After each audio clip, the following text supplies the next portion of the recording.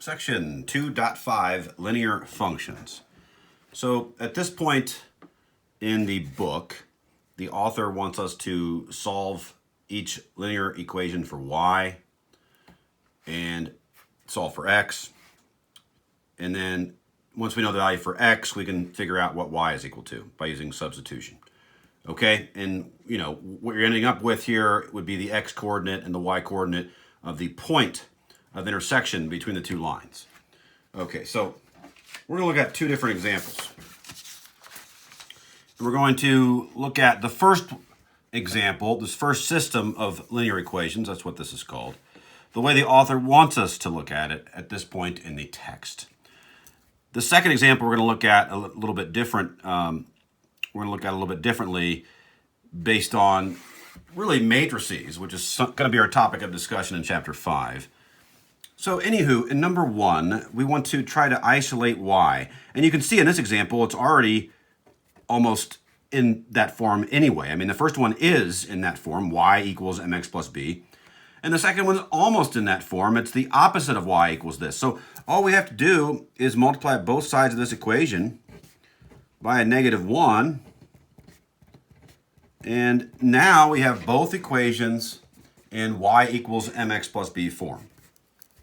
So what the author of your textbook wants you to do at this point is let y equal y. That's the reflexive property of equality. And what that allows us to do now is to set each expression in terms of x equal to one another. And once we have the two expressions in terms of x equal to one another, we can now solve for x. So I'm going to add 7x to both sides and subtract 5 from both sides. And so what does that give me? Well, -3x plus 7x is 4x. Positive 5 minus 5, gone. -7x plus 7x, gone. -1 minus 5 more, that's -6. So when you solve for x, you get what? You divide both sides by 4, so you're going to get -6/4. -6/4 reduces to -3/2. Okay, so now what do we do? Well, once we know what x is equal to, we pick either one of the original linear equations. I'm just going to pick the first one here. And you replace the x value in that equation with the x value you just came up with. So this is called substitution. So again, this used to be an unknown. This used to be an x here. Now we know that x is this constant. This x coordinate is -3/2. So all you have to do at this point is simplify this expression. So we have what? -3 times -3/2 is +9/2. Plus 5 more gives us what? Well, this is 10/2. So that's what? 19/2. So therefore, the point of intersection would be -3/2, 19/2. It's this point in space on the Cartesian coordinate plane system where the graphs of these two lines would intersect. Now, in the next example, I'm going to handle it differently. And really, I'm going to look at it as what's called a 2x3 matrix.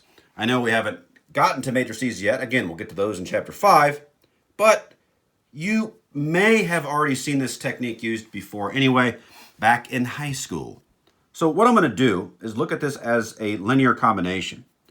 And what I'm going to do is I'm going to recognize that, oh, wait a second, this first equation, this y component is exactly what? A multiple of 2 away from being the exact opposite of this y term in the second equation.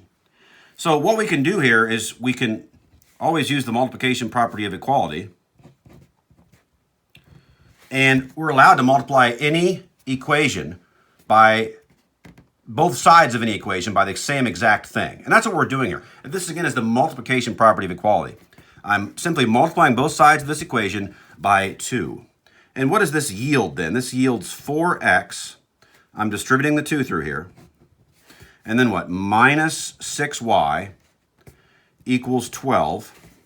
And the second equation is going to stay exactly the same. It's going to say 3x plus 6y equals 16. So now we're going to use what I guess you might refer to as the addition method, okay? So I'm going to now add these two equations together. And again, why am I doing what I'm doing? Why did I multiply both sides of this by 2? Do you see that these two y terms are now complete opposites?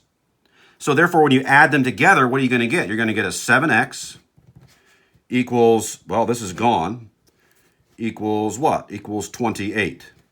So when you isolate x completely by dividing both sides by 7, you get 4. And that's it.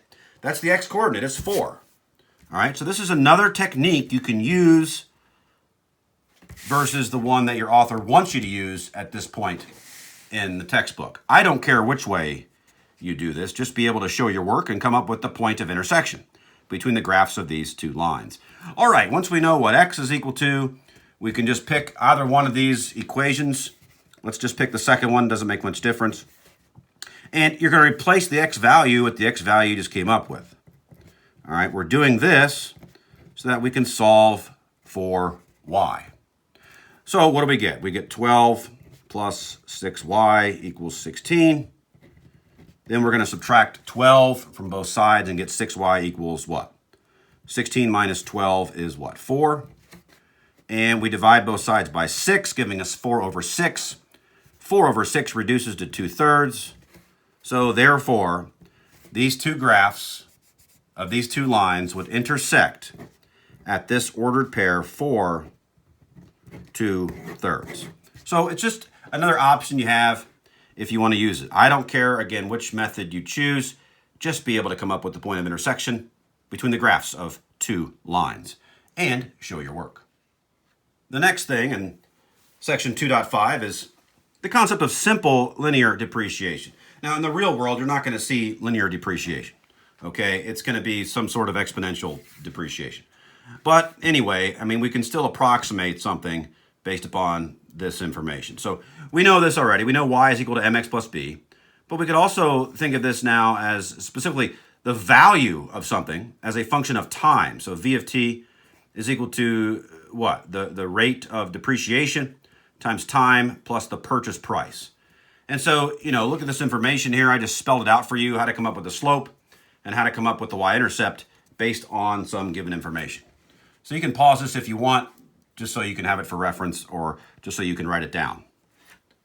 All right, so we're back. Let's use this information now to answer this question, okay? So an automobile purchased for use by the manager of a firm at a price of $34,000 is to be depreciated using the straight line method. That's the simple linear depreciation method I just talked to you about, over 5 years. What will the book value of the automobile at the end of 3 years? Okay, and then it says assume that the scrap value is 0. All right, so based on this information, we're going to figure out the rate of depreciation. Okay, so the rate of depreciation is going to be what? The purchase price of asset. That's going to be $34,000 minus what? Minus the approximate salvage value. Well, the approximate salvage value is the scrap value. That's 0. All right, so that's the difference in the y's, okay? Now, in the denominator, what would be the difference of the x's? Well, you're going to always start here with 0, okay? No time, you know, nothing has happened yet. And then over how many years? 5 years, okay? So this is how you're going to determine what is the rate of depreciation. And so it's depreciating, so you better get a negative value. That's one thing you can do to check yourself. And so you do get, what, 34,000 divided by a negative 5. That reduces to negative 6,800. So really this is telling you this particular automobile, if you're looking at this as a linear depreciation situation, would be decreasing in value every year, all right, by $6,800, okay? So what's our function going to be? Well, our function, which is going to be the value with respect to time, is going to be equal to what? It's going to be equal to that rate of depreciation, which is $6,800 per year. Well, what represents the number of years that have gone by? T represents the number of years that have gone by, okay? So this is just like MX. But we're looking at it instead as the value with respect to time.